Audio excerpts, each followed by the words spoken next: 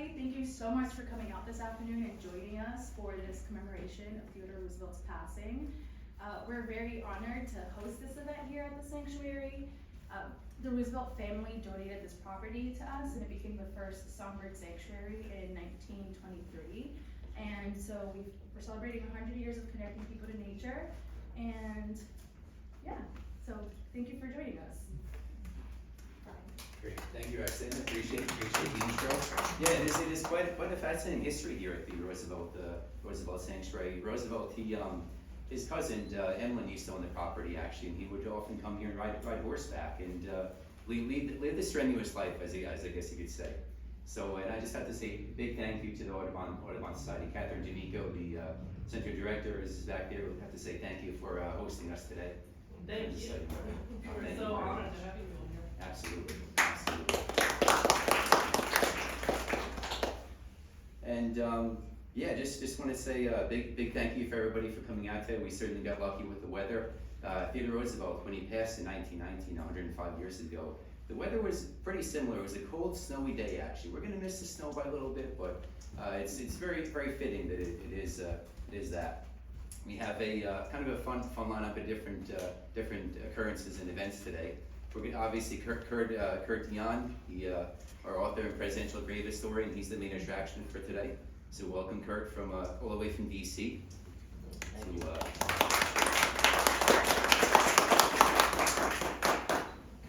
Kurt's going to take us on quite the interesting journey actually. He's visited every presidential grave site and every vice presidential grave site around the country, and many more too. Kurt will go into that. But before we introduce Kurt, have him up here, we have so until about 1 o'clock we're going to be focused on Kurt, have a Q&A, and then Kurt will assign books. Then for anybody who's interested, we're going to be hosting a Wreath Laying commemoration ceremony next door Young's Cemetery, where the TR gravesite actually is. So for anybody that would like to join us, we'll be going up there and making having some remarks and finishing up.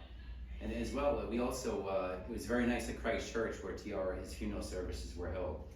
They're actually opening up the church for us too for the day, or for the next few hours. So for anybody that would like to visit Christ Church, visit the Roosevelt Pew, yeah, feel free to immediately visit there after the talks. And we obviously we appreciate all of our supporters and followers. Anybody that comes out. Anybody that would like to make donations, we always welcome the donations to keep these events going, and of course the Audubon Center. And I don't know, did anybody get to try the TR cupcakes or bird-friendly coffee? Okay, good. Okay, good. I just saw that they're amazing. Okay, TR cupcakes are so cute. And for anybody that falls in love with the bird-friendly coffees, well, there's bags of the Audubon coffee to purchase in their gift shop. So. Without further ado, I'd like to introduce Kurt Dion, who I actually met him back in 2020 during the COVID, and I saw it was quite the interesting journey that he was on, but I didn't know that he'd be writing a book about it a few years later. So very excited to have Kurt, and Kurt, welcome.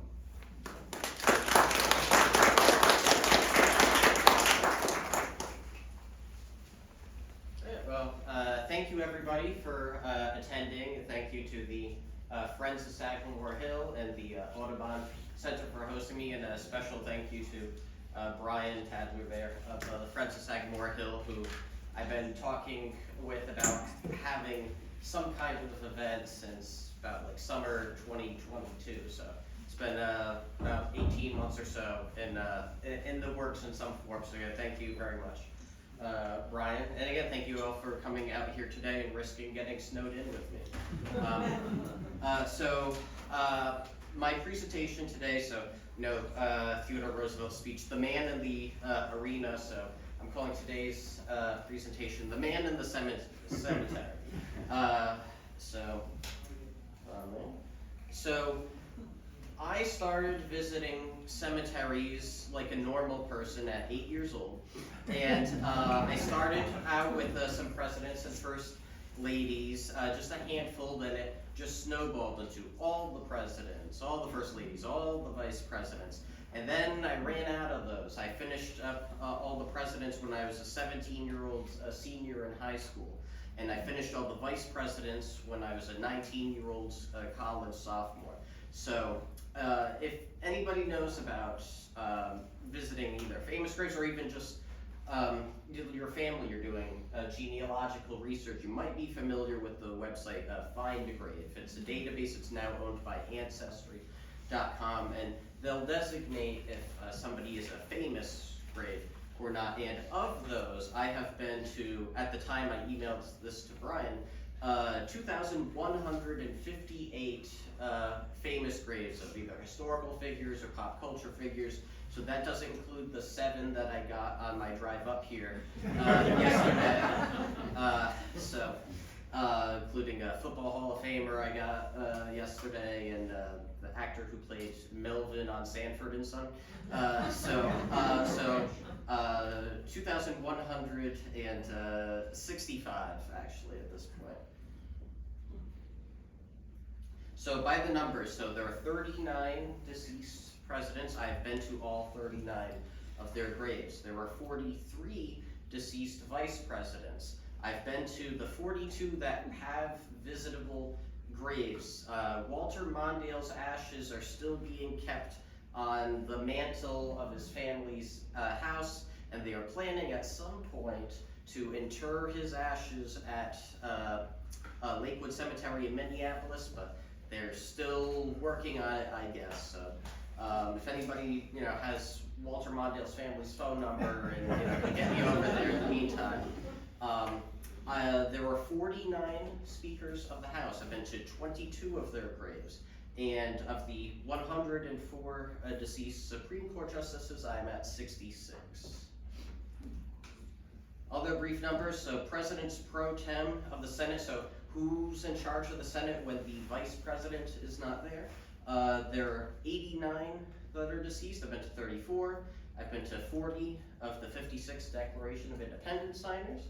I've been to, might be about 81 Baseball Hall of Famers. I might be off on that, or it might be still 80 out of the 267 that are dead. I really jumped the shark when I started going to cabinet members. And sometimes it's, you've already been to some incidentally, like say, oh, I went to William Howard Taft's grave. He was a president, but he was also Secretary of War for Theodore Roosevelt, and Bobby Kennedy's near JFK, stuff like that. But then I started going after them in earnest. There's about 478 deceased ones. I've been to 174. I've also been to the graves of 6 of the 3 Stooges.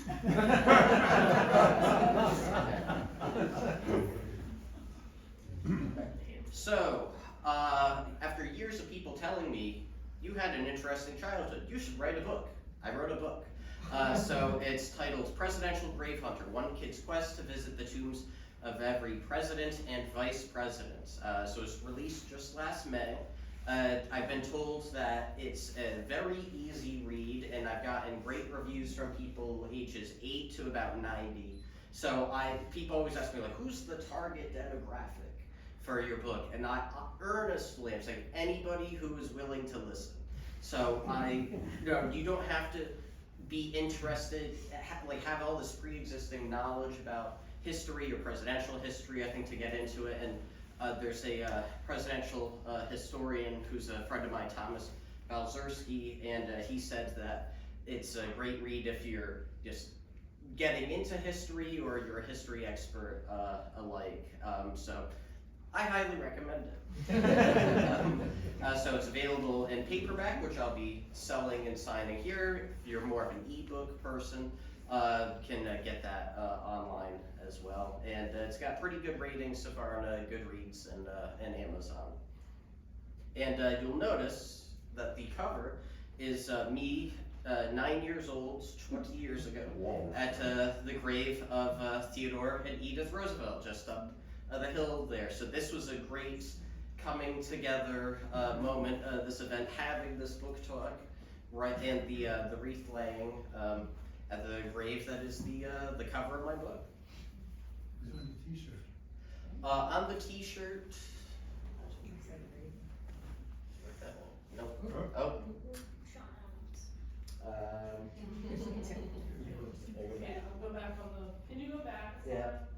2 slides. I figured if you tap to the right and it goes forward, if you tap to the left, it'll go backwards. Alright, so that is Ronald Reagan. So he had recently died. So this photo, it's based off of a photo. The person who designed the cover, put a filter over it to make it look more like a drawing or a painting or something. But the photo from which it was generated was August 2004. Reagan had died in June 2004. And my father and I had gone down from Rhode Island, where I'm from originally, going down from Rhode Island the 400 miles to see Reagan Lying State, and we bought that shirt at a vendor there, and I wore that shirt for a great many years, even long past I should have been wearing it when I outgrew it, adolescent growth spurts. But my dad always liked this picture because it looks like Reagan is like peering around the corner and trying to read, TR and Edith's inscription there.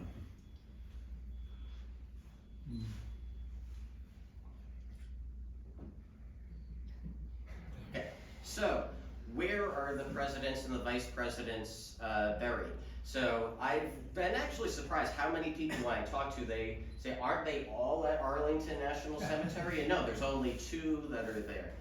John F. Kennedy and William Howard Taft and their first ladies, Jackie Kennedy and Nellie Taft. So the presidents and the vice presidents are currently spread across 23 states and Washington, D.C., so the ones that are highlighted in red here.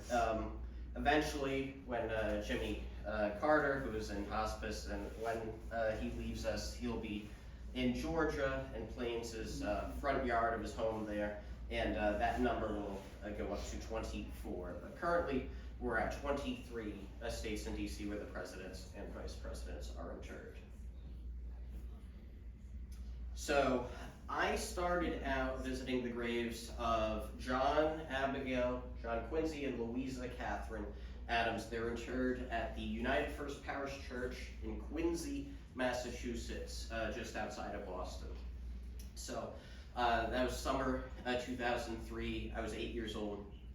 I didn't get photos though, so I had to go back the next year when I was 9, Mother's Day. So that's when this photo's from.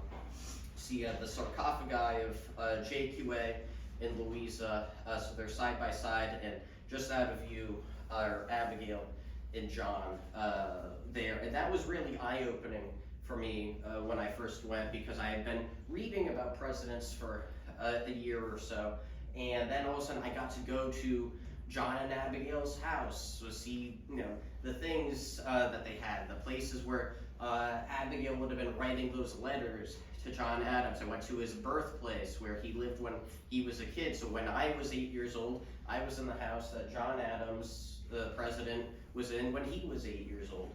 And then I got to go to the church and see, oh, this is actually where John and Abigail are. And JQA and Louisa, this is where, in the physical sense, this is where their story concludes and remains. So I visited a few presidents and first ladies like that until my father watched a C-SPAN program about visiting presidential grave sites, and then I, 9 years old at this point, I said, can we do that? So I had 4 under my belt, and I wanted to visit the remaining, it was at that point 32, and now there's been 3 more presidents that died since that point. So he was just watching TV someday, not realizing it was going to lead to us spending a lot of time and money visiting dead people.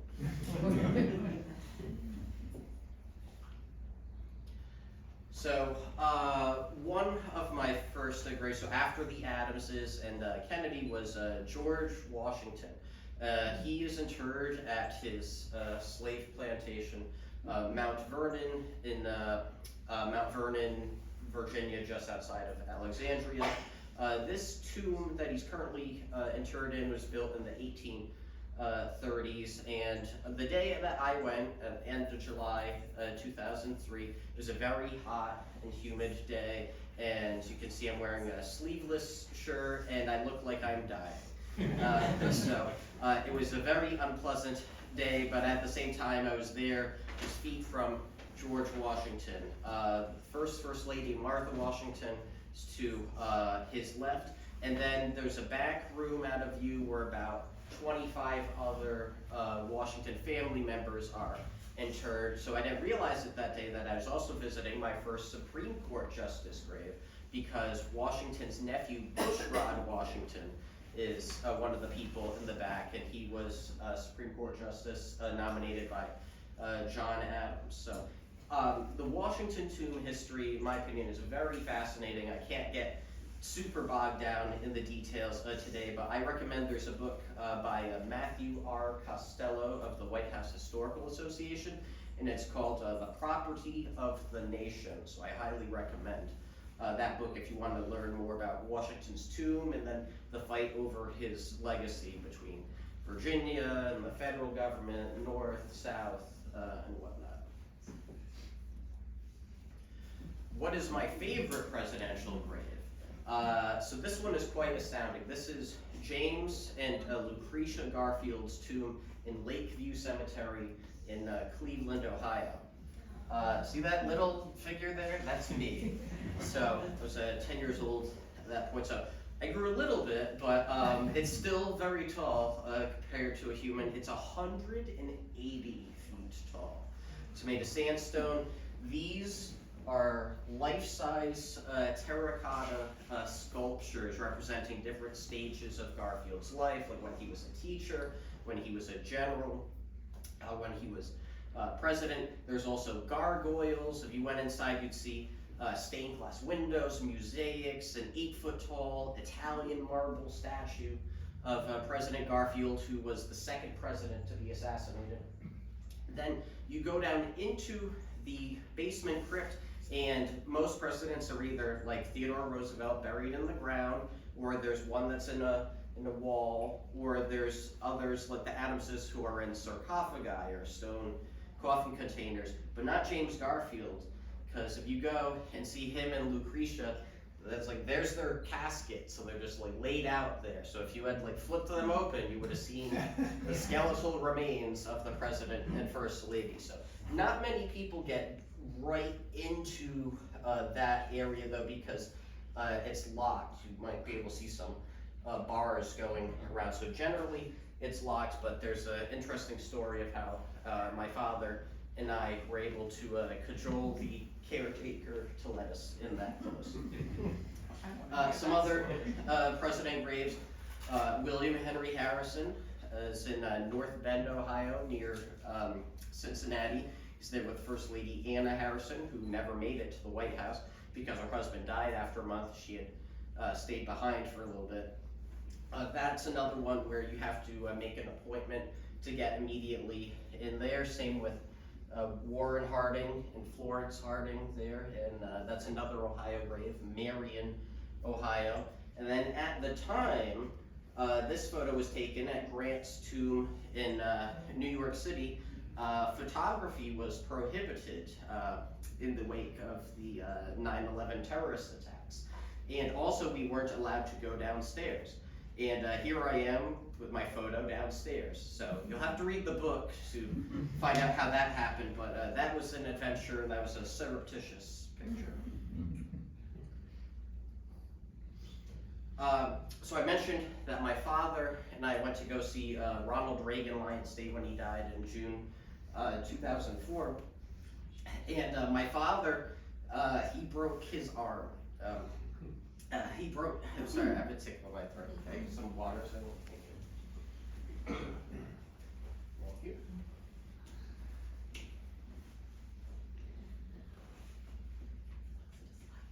So he broke his arm, and how's he gonna drive the 400 miles down to DC? Wasn't gonna happen. There was a lot of troubles that occurred over the next few days, but I still managed to do it, and this was a photo we had taken a couple days later at the Washington National Cathedral the day after Reagan's funeral been held there. You can see that his cast went up past his elbow. So, you know, when he had to, you know, change the channel, he's got, you know, the station, you know, he's got no hand on the wheel. When he's got to tap the dashboard for his ritual of tapping it during Sweet Judy Blue Eyes by Crosby, Stills and Nash. You know, and he's like prepared there. He's like, oh, okay, I got ready. It's like, put your hands on the wheel, you know, stuff like that. So, and this is a scan of the memorial card that we got for having visited Ronald Reagan. We drove down 8 hours. We waited in line 5 hours from 9 p.m. to 2 a.m.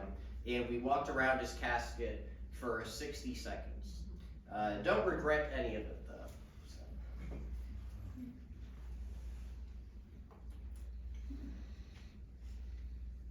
So. My book has a lot of atypical, bizarre adventures in it. So, Vice President Garrett Hobart, my father and I arrived at the cemetery where he is in Paterson, New Jersey. Should also point out that Garrett Hobart was William McKinley's first vice president. He died in office, and then on the 1900 election ticket, Hobart had to be replaced, and he was replaced with Theodore Roosevelt. So, but we show up to Garrett Hobart Cemetery.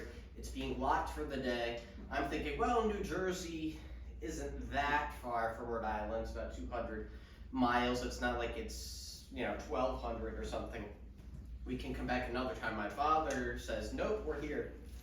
So he convinced the cemetery employee who was locking the cemetery to lock us in the cemetery on purpose, even though it's enclosed by barbed wire and had a fence, and then a wall at one point, this tall with barbed wire over it. And he said, don't worry about us, we'll find our way out. So that's what it was like being his son. He's in the corner, by the way. Yeah, can I come out of the corner? No. So that was an interesting adventure. So it wasn't just always just like straight-laced history. The book is about our father and son bond, overcoming obstacles, getting purposely locked in cemeteries against your will because your father says so, things like that.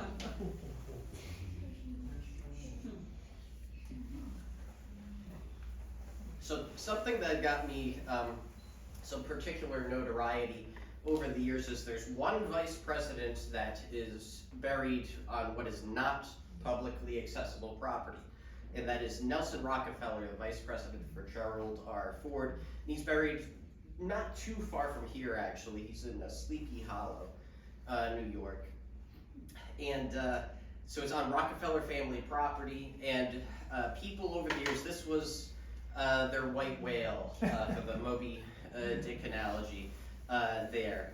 Just really not attainable. Even one of the two people who inspired me to go visit all these presidents and vice presidents, Brian Lamb, the founder and CEO of C-SPAN, he even with his power, prestige, and influence, he wasn't able to get to Nelson Rockefeller's grave. Happy Rockefeller, the second lady, kindly declined his offer. So I was willing to let Rockefeller go because even Brian Lamb couldn't get it. And my father, once again, said no.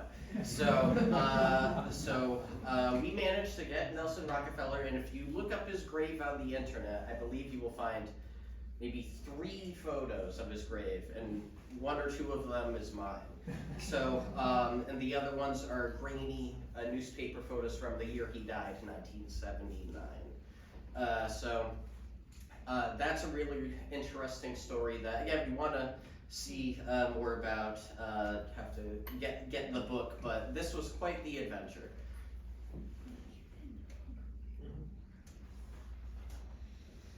My book is not all about meeting dead people, though. Some are about meeting alive people, even though this person is now dead. But he was alive at the time. So James Lavelle, the person who was handcuffed to Lee Harvey Oswald when he was shot by Jack Ruby on November 24th, 1963.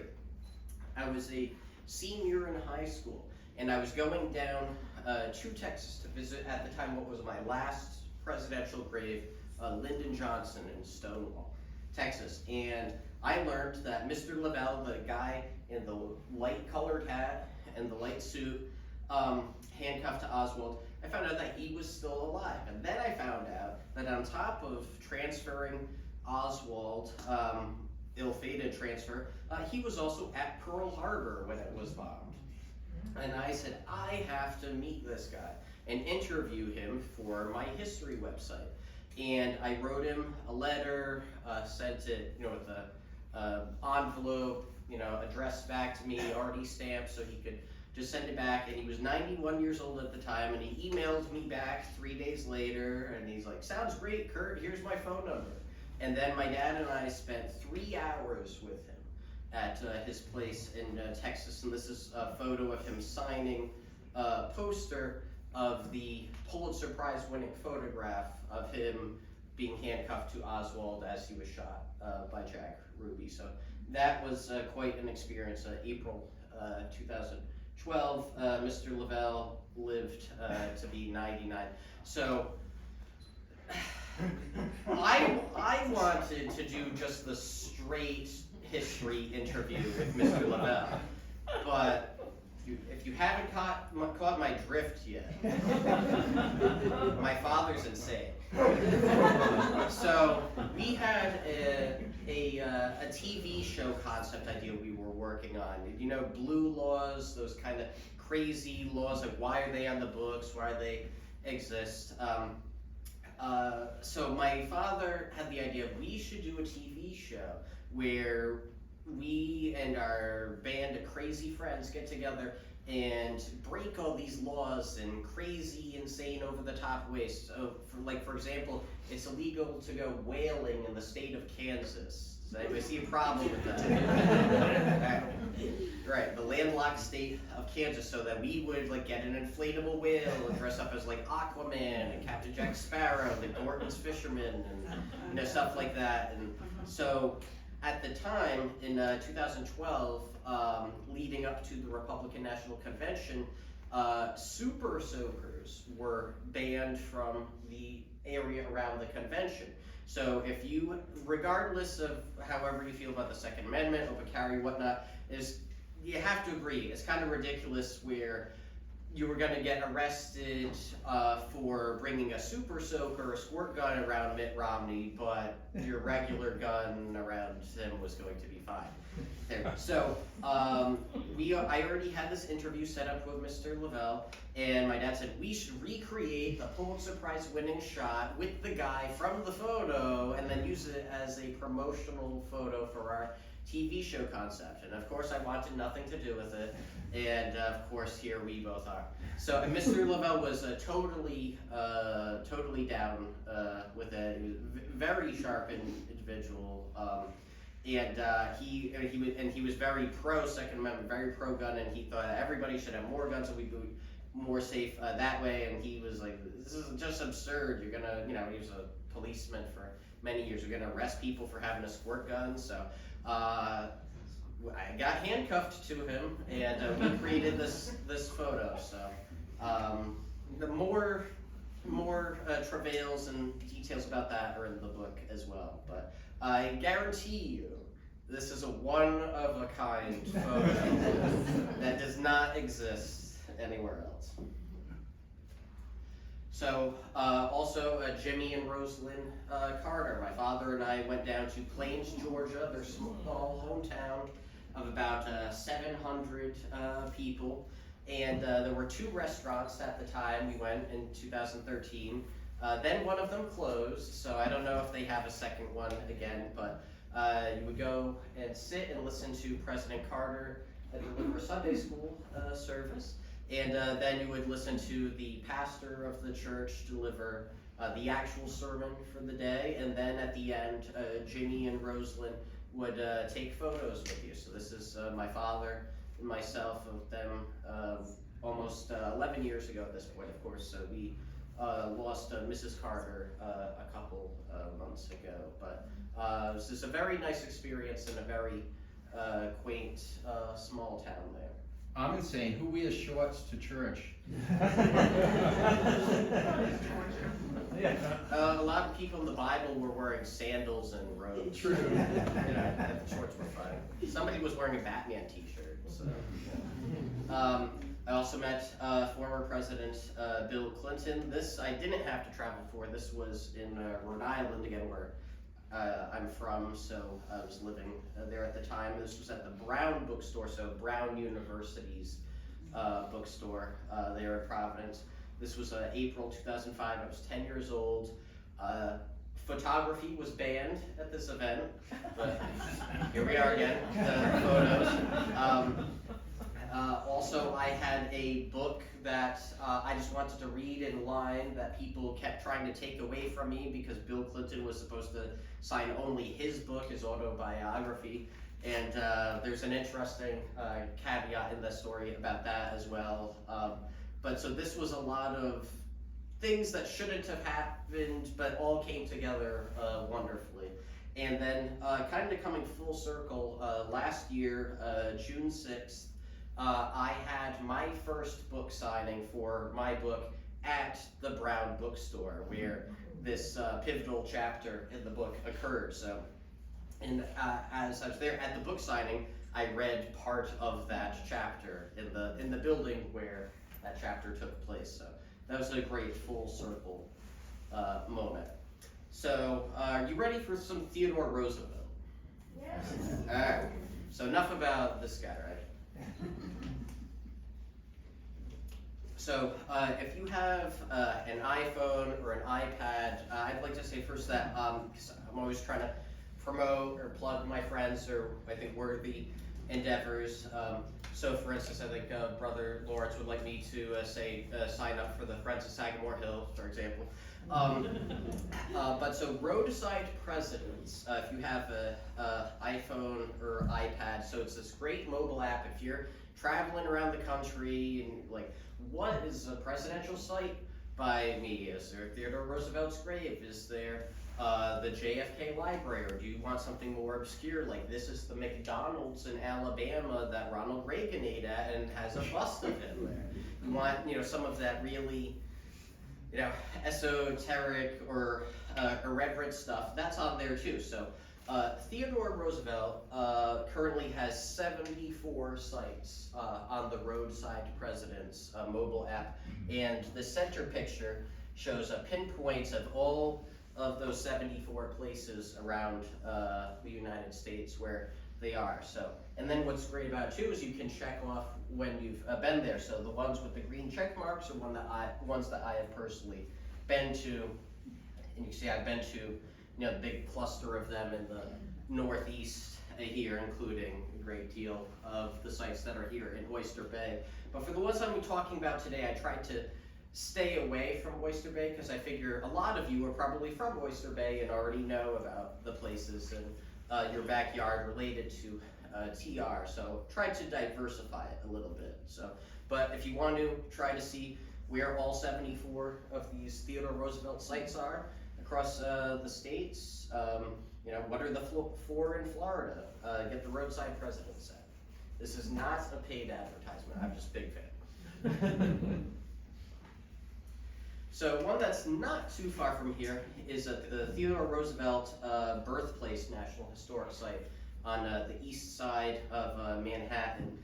And the building itself is actually a reconstruction because the building went through some different iterations, and it just really needed to be totally redone in order to be an actual representation of the building that TR was born in 1858. And but you go in, there's recreations of the rooms, and then there's also a museum, and probably the objects that most resonated with me when I went, these are from 2013.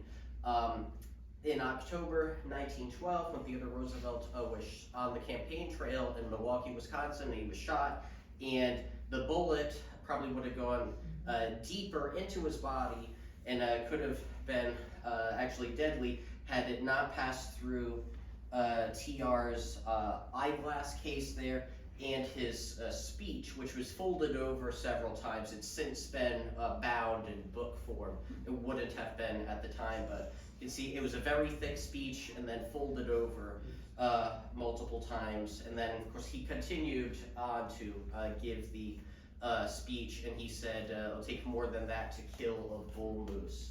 And when we weren't sure about the weather today, a few days ago, Brian of Fred Sagamore Hill messaged me asking if we were still going to be on. I said it'll take more than that, with the snow, I said it'll take more than that to kill a wreath laying. So that is in Manhattan.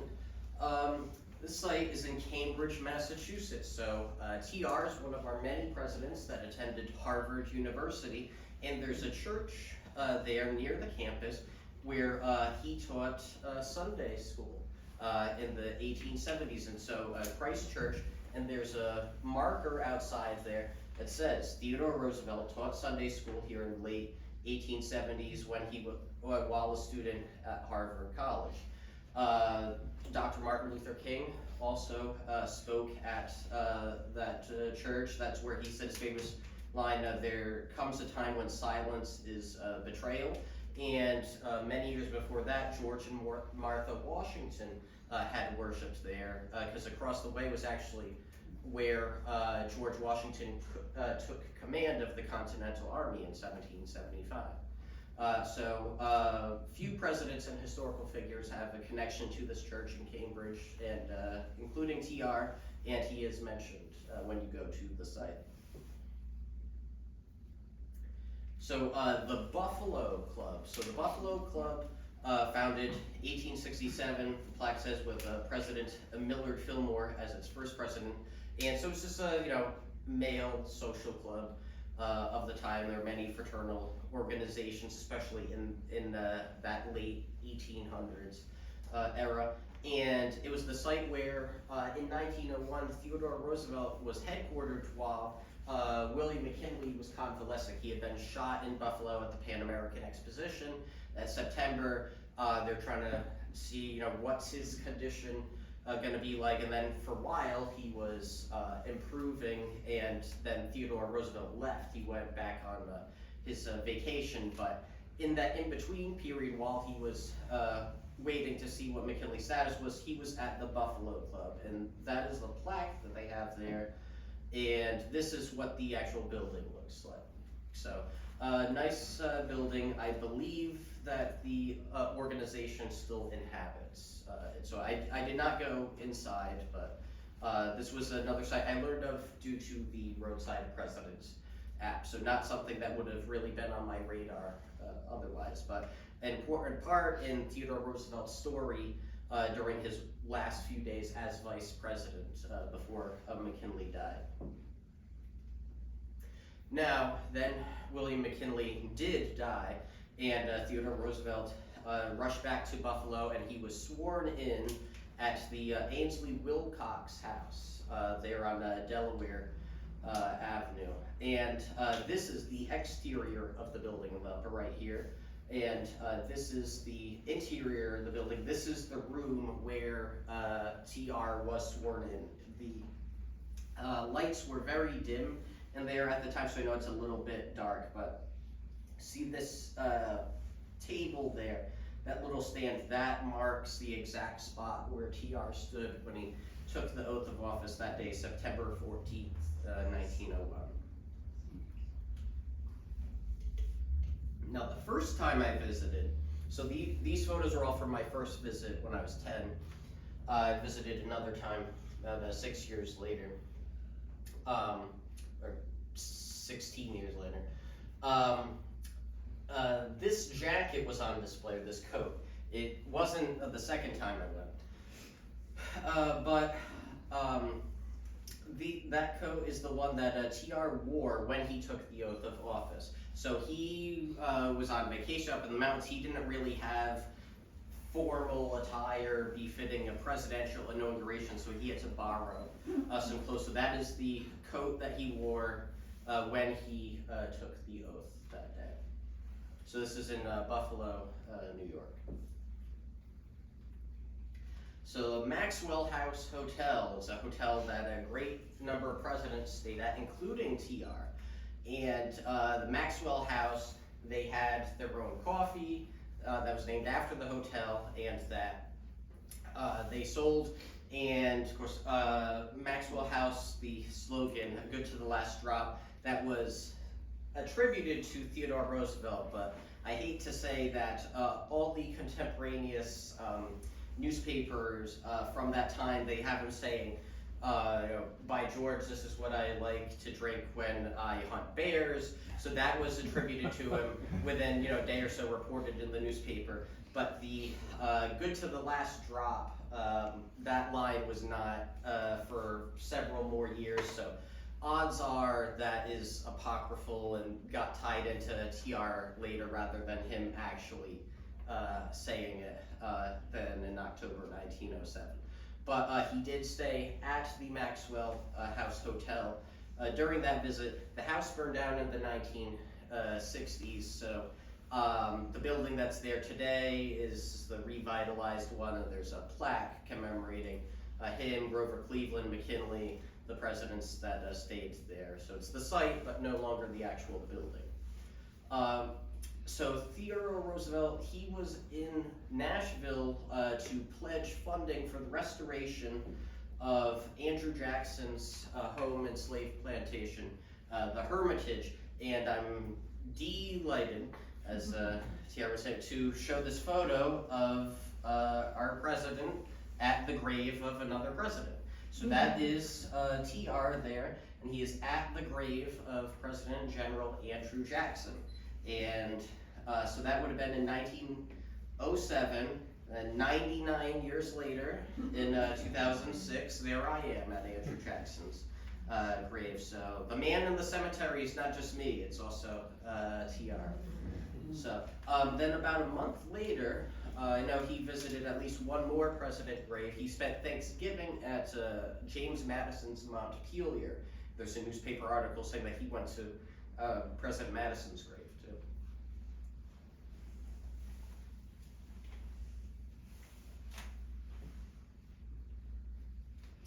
So I mentioned earlier when Theodore Roosevelt got shot on the campaign trail, and you can go to the spot where that occurred on April 14th, 1912.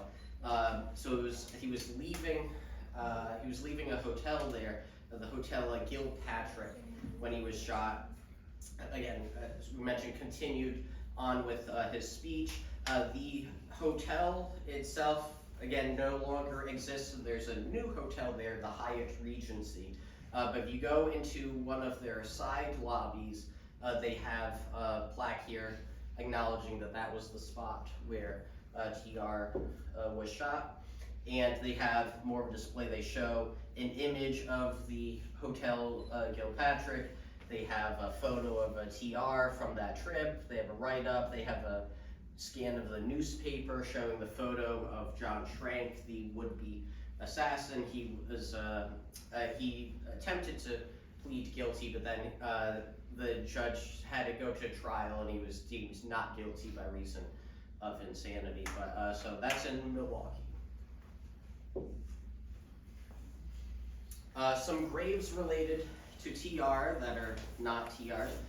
His vice president, Charles Fairbanks, is buried in Indianapolis, Indiana, Crown Hill Cemetery.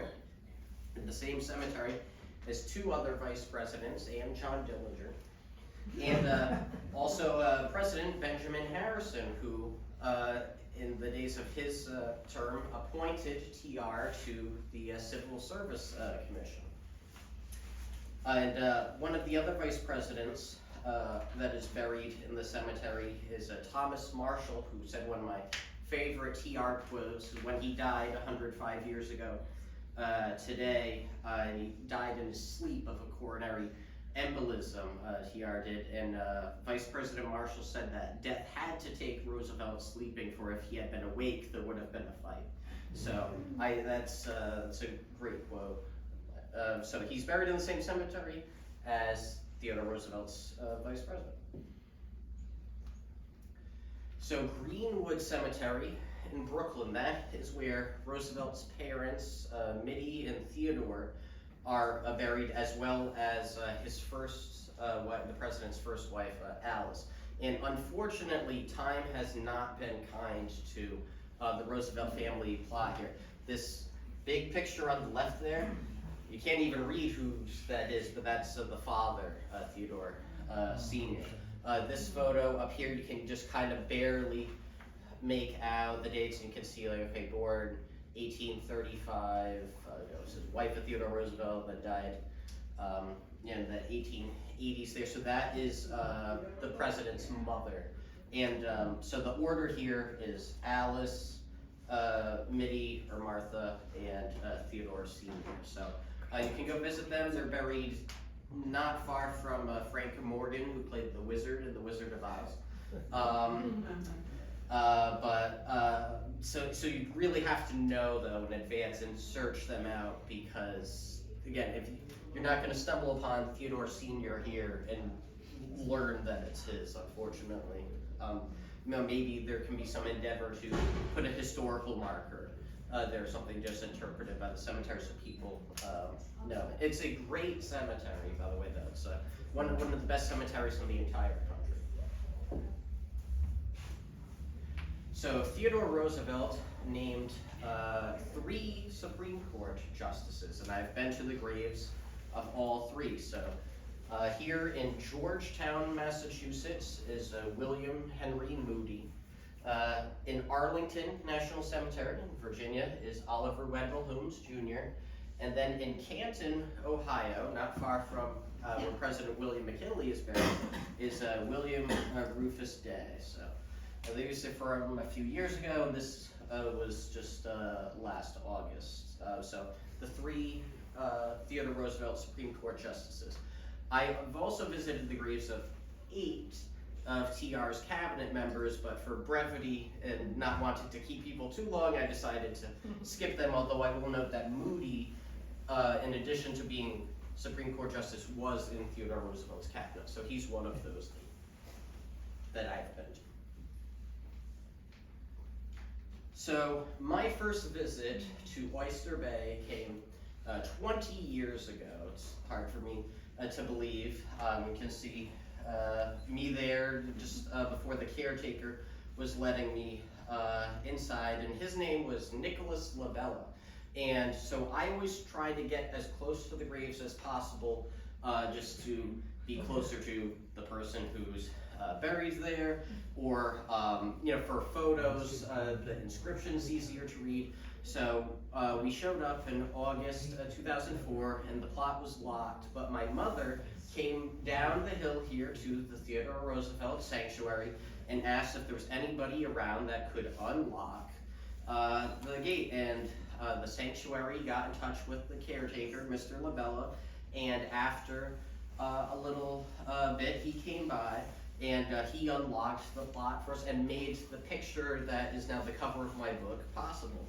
Now, we thought we were just going to get the plot unlocked and go, and Nick talked for about 45 minutes about TR. So he told us about, and we have 35 minutes of raw footage of it on my YouTube, of just the video of him telling us, like, this was the nurse that accompanied him to Cuba. This was, the family, this or that. These are the native plants. And then we were like, all right, we gotta get to Sagamore Hill, for the tour and whatnot. But it was, but it was really insightful too. And it was great to see, so much of his knowledge and passion that he was trying to pass on to, me at 9 years old, and my sister who didn't want it at age 6, and she was dragged along to these places. But it's great, and so we have, again 35 minutes of raw footage of Nick talking on my YouTube channel. And when I was doing the research for this book, I was saddened to see that Nick had passed away, and I found his obituary, and it said that he died doing what he loved most, giving a tour to people at the Theodore Roosevelt's gravesite at Young's Memorial Cemetery. So he was up there and had a heart attack, and so when I visited the cemetery again a few years ago, I tried not to ever disturb the grave or take anything, but there was just a little rock, a little pebble that was by the gate, so I took it, and then I brought it to Long Island National Cemetery in East Farmingdale, where I learned through Find a Grave that Nick is buried. And so that is the rock from TR's plot up there. and then I subsequently, I buried it in the soil there, so I like to do, it's all about the people, so, it's like learning the history, what were these figures like as real people, the good, the bad, the horrible, the ugly, and then it's also some of the people that you meet along the way. So, I wish that Nick had been around to see, like, look, I'm writing about you in my book and everything. But, and then today maybe you'll be like, hey, I listened to this crackpot 29-year-old, weirdo, talk about graves and TR for a bit, but that's part of our stories and everything. So I like those full circle moments, and I thought that Nick would appreciate that. So even though this was 20 years ago, and he's been gone for, I think, about 12 and a half, if I'm remembering correctly, 12 and a half, we're still talking about him and his love for TR, and hopefully that, continues on in all of us as well. So again, just thank you to the Audubon Center, Friends of Sagamore Hill, Brian Tadler especially, and I'll be selling copies of my book, my website, presidentialgravehunter.com. I have YouTube, I'm on Instagram at KD Gravehunter, and I'll probably see you in a cemetery sometime. Because, I hope we're both still above it, but thank you.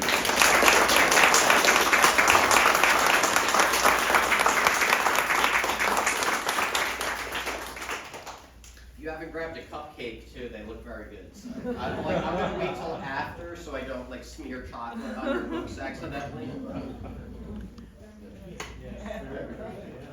So let me ask you, what Questions?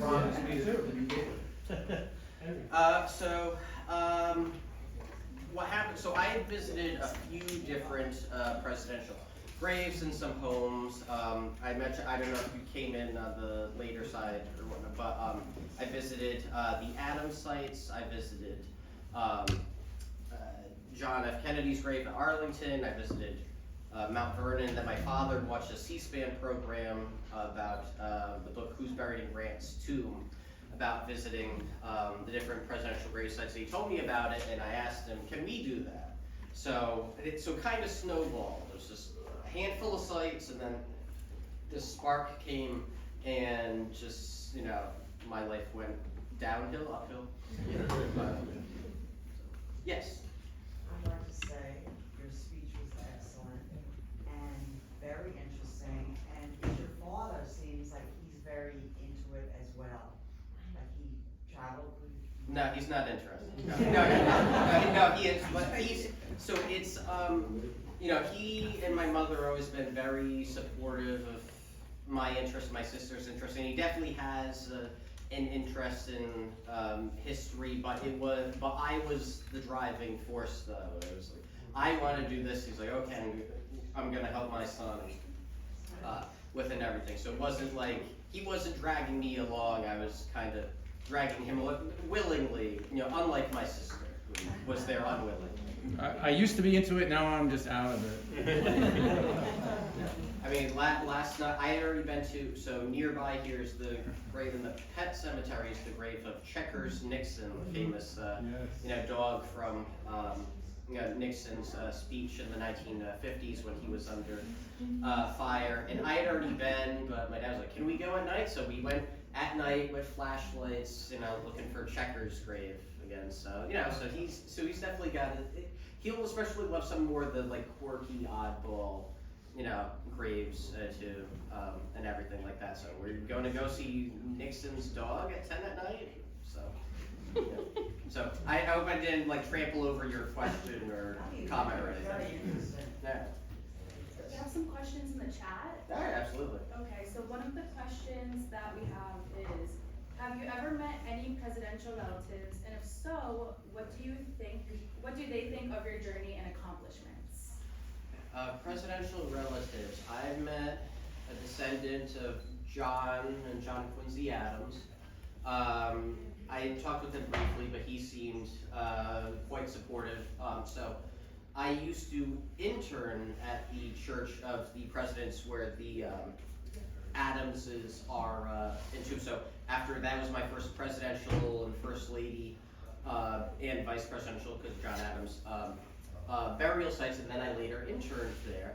And a great experience for me was I got to help plan the birthday wreath laying ceremony for John Quincy Adams. This was in 2019, and then I was one of the speakers at the wreath laying. So that was great, and so was this descendant of the Adams presidents and first ladies. I can't remember his first name at the moment, so I met him. And then the White House Historical Association gathers together a presidential sites summit, and it happens every few years. So there's one that was held in DC just in September, and when I was there I met Tweed Roosevelt's descendant of Theodore, who I'm imagining some of you here might possibly know.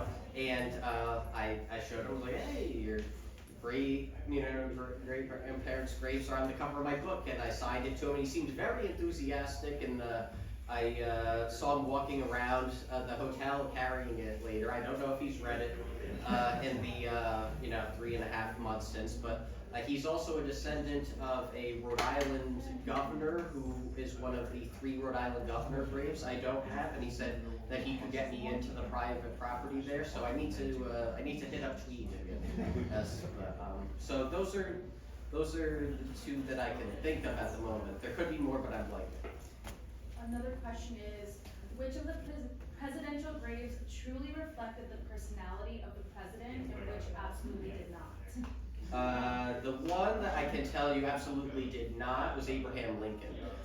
Lincoln's it's great, it's one of my favorite ones, but he was just comparatively so humble, and it's like 100+ feet tall with an obelisk, all these statues and everything. And I write in the book that we have this mythologized version of Lincoln, like, oh, he single-handedly, freed all the enslaved people and whatnot, and it's way more complicated than that. It was, self-emancipation and everything, and it's just, because of the assassination, he's just really been martyred. And I'm not saying he doesn't deserve, one of the greatest graves we have in the entire country, but it's just so much more, it's like how we wanted to remember Lincoln maybe than how he might have thought he deserved to be remembered. I'd have to say, otherwise, who is it really reflected? Well, I think George Washington's, he personally picked the site that he wanted to be buried at, and he was originally buried in an older, deteriorating family tomb, and he specifically outlined in his will, we gotta have a newer, bigger, better one, made of brick in this site. And it took about 30 years, but it did get done. So I would say him, and of course, I think TR as well. Brian was saying that he would, ride horseback around here.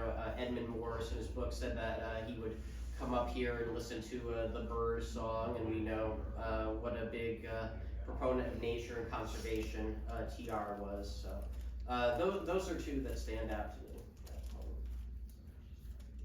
Does anybody else have any questions? I do. Yes. You have to tell us how you got into the Rockefeller gravesite. Or should I ask your father? I suspect he had a role. It was an act of God. God. Okay. It's a great chapter in the book. It was an act of God, and I will tell you what I told Paul Ryan when I met him about 9 years ago. I said there was a connection. So you have to read the book and see what Then that I means. just ask you also what crystallizes the best of the best that you've gone to this, that made it, that was the one that your favorite that you went to.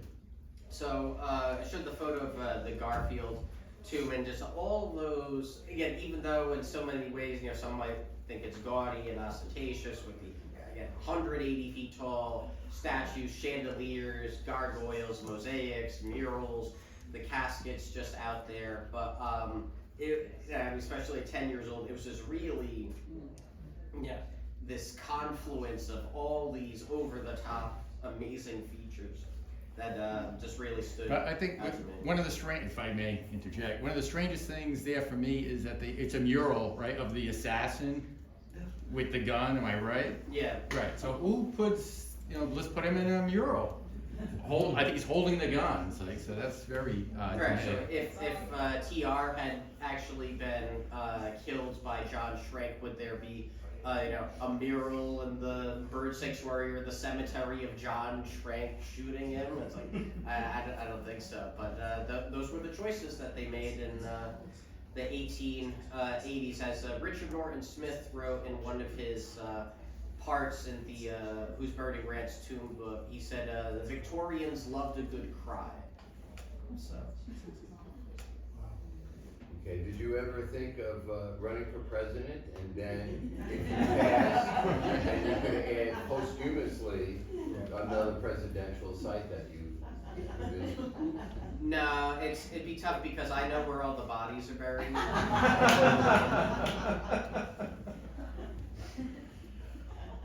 To my skeletons, my cousin. Any more puns than anybody wants?